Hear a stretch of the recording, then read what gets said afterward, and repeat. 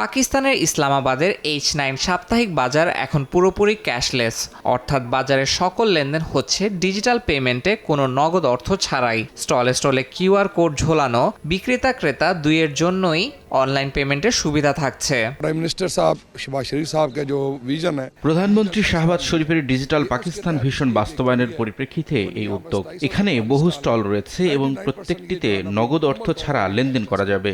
और ये पाकिस्तान का पहला बाजार है कि বিক্রেতারা জানান, অনেক সময় ক্রেতাদের কাছে নগদ অর্থ থাকে না। ডিজিটাল লেনদেনের মাধ্যমে সেই সমস্যা মিটে যায়। তবে স্থির ইন্টারনেট না থাকলে লেনদেন আটকে যেতে পারে বলে উদ্বেগ প্রকাশ করেছেন কেউ কেউ। স্ক্যানার के थ्रू किया।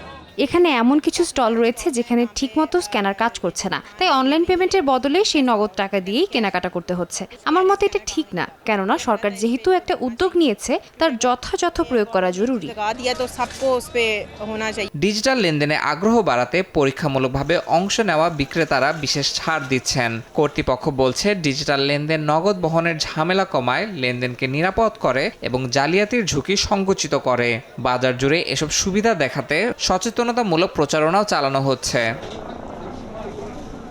H9 বাজারের পর ধীরে ধীরে রাজধানী জুড়ে শপিং মল, বাণিজ্যিক কেন্দ্র, হাসপাতাল, হোটেল, রেস্তোরাঁ থেকে শুরু করে ইসলামাবাদ এয়ারপোর্টে নগদহীন পেমেন্ট চালুর পরিকল্পনা রয়েছে। প্রধানমন্ত্রী শাহবাজ শরীফের ডিজিটাল পাকিস্তান ভিশন বাস্তবায়নে বিভিন্ন সরকারি দফতর ও বাণিজ্যিক ব্যাংকের সমন্বয়কে বিশেষভাবে গুরুত্ব দেওয়া হচ্ছে।